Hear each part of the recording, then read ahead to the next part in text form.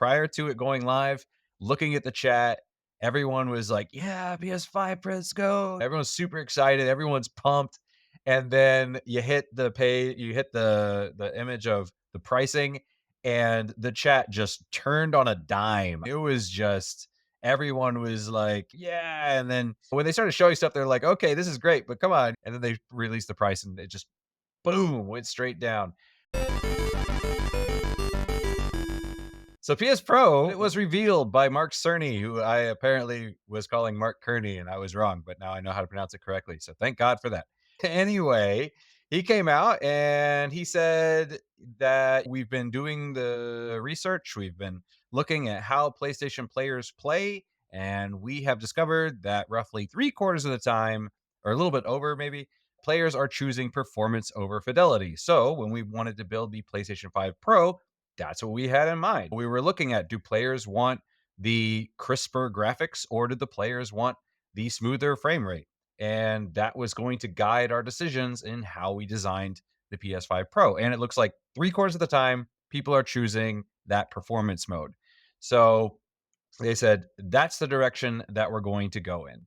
So in the US, it's going to be 699. In the UK, it's going to be 699 pounds. I guess I should say $699 since I'm going to use everyone else's currency. In Europe, it's going to be 799 euro, and it will be 119,980 yen in Japan. However, it does have a little thing next to the yen saying including tax. I've heard that people saying the euro price also includes tax. The US price does not. So even though it looks like it's 700 US, that is not including tax. Whereas in the euro, it's exactly $799. It's not going to be any more because tax is already included, supposedly. There is a big discrepancy between the price in the US and the price in Europe and Japan. But part of that is made up by tax. Not all of it. It still is cheaper in the US, which is an odd choice. But yeah. Also, it doesn't come with a vertical stand like the current PS4 iteration when they did the kind of redo, the redux, I guess you could call it, of the PS5. They stopped including a stand, which I think is an odd choice because it's just a piece of plastic. How expensive could that possibly be? That's nickel and diming right there.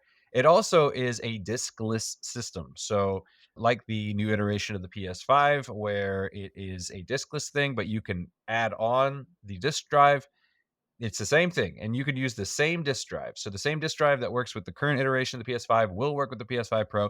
Same with the vertical stand. It looks like the dimensions of the PS5 Pro are identical to the PS5. So the only real difference are those little fins on the outside that you're going to notice.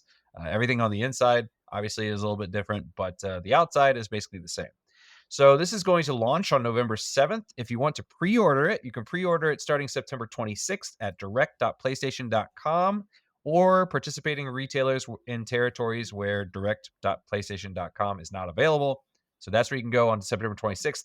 And then you should be able to pre-order it anywhere starting October 6th. So if you want to pre-order it on September 26th, you have to order it from PlayStation directly. And then you can pre-order it from other retailers. You have to wait for October 6th. So going into that, personally was not very impressed by the presentation. For one, it was extremely short. It's about 9 minutes long. And when it came out, he's talking about all this technical stuff, and I'm like, show me what I want to see. Show me the new games. And he spends the first part talking about what made PlayStation 5 successful. I know what made PlayStation 5 successful. That's why I'm playing a PlayStation 5. You don't need to remind me. And then he shows these comparisons between the original PlayStation 5 base running and then the PS5 Pro. But the thing is, I'm watching this on my phone, right? And I'm sure a lot of other people are too. And other people are probably watching on their PC on a bigger screen. But YouTube, you're streaming it. You're not getting the best quality picture. It might be in 4K or whatever, but with streaming, there is some compression there. So playing these two videos side by side, it's okay. Look how much crisper it is. I can't tell because the YouTube compression has just undone all the work that catered to this. So I thought that was an odd choice that they were just showing it like that. If it were me, what I probably would have done is I probably would have said, okay, for people who are maybe watching on small screens or whatever, let me show you exactly what I mean. And then show a side by side comparison of the PS5 and the PS5 Pro running, but slow it down. Say, okay, we're going to slow this down, and then you can see the frame rates ticking past. We're going to slow this down to maybe 10 frames a second for the PS5 and then 20 frames a second for the PS5 Pro. This is the difference. When I slow it down, it's easier to see. So do that or zoom in on things. They did at one point zoom in on a crowd and Ratchet and Clank, and I went and I downloaded the video, and which is what we are playing now on the live show. And if you watch that, if you download it and watch it, you can see there's a slight difference. But even that, I don't think is full, like the full 4K version of the video. So you can see a difference, but I would have found maybe a better way to present it because I the way that they showed it, especially if people are like watching on their phones or whatever, if they're on the, but they're not going to be able to see that, and so it's you almost showed me nothing here. I also would have shown some new games or something. It's literally just the PS5 Pro for 9 minutes, and then it's okay, we're done. And it's that seemed more like an advertisement than a reveal. So I don't know. I would have done more with the reveal. I would have made it a bigger event, not just say, "Here's our new product. We're done." Okay. I would have shown some new games if they had it, possibly. Otherwise, supposedly we are getting a showcase later this month. I would have just waited for the showcase and put it at the end as our one more thing. Get people excited about games, and then oh look, and now you can put that at the end. That's what I probably would have done. Or supposedly there's a new PlayStation controller which has a better battery life. You could have thrown at least that in there.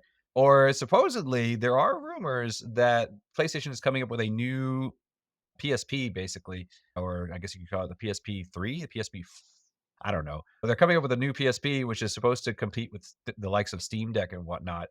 And supposedly, the rumor is that this is basically a PlayStation 4 portable, and it will play all PlayStation 4 games natively and maybe a few select PS5 games. I don't know if that just means PS5 games that are cross-platform or not, but supposedly that is in the works. If they had revealed that as well, I probably would have been much happier with the presentation, especially because everything that the PS5 Pro was revealed was basically just, "Hey, all those rumors you've been hearing, every one of them is exactly true." That's it. Nothing new. So it's just confirmed the rumors. You didn't really show me anything amazing to blow me away. So something like that would have been surprising. I know it's harder to do with leaks and stuff like that. So I get that could be harder to do, but I personally was a little bit disappointed in the show. I thought it was a bit lackluster, and I am not convinced to buy a PS5 Pro by any means. My PS5 is going to run just fine. But what do you guys think? Not just you in the crowd, but Korean and Antoine as well. What do you guys think here?